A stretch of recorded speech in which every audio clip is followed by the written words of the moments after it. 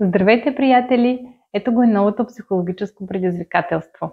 Упражнението предната седмица беше за това да започнем да наблюдаваме нашия психотелесен поток и да се научим как дишайки можем да го активираме и да го усещаме по-лесно.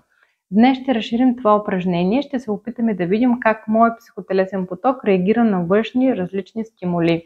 Ще започнем пак със същото упражнение. Затварям очи и започвам да дишам бавно и дълбоко, и да наблюдавам тялото си и да се опитам да усетя тази енергия река, която тече около моето тяло. И сега, докато дишам, ще се опитам да си представя някакво приятно преживяване с хора, които обичам. Най-лесно е да извикам реален спомен с тях. И ще наблюдавам какво се случва с моя психотелесен поток. На къде иска да се движи, разширява ли се, свива ли се, каква емоция усещам в момента.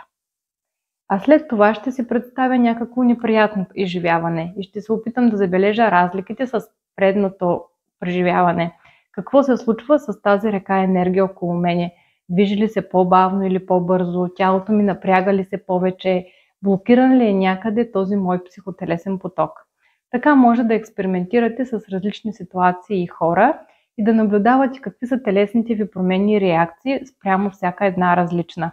Пишете ми в коментари какво сте открили. Последвайте ме във Facebook и в Instagram за следващото предизвикателство.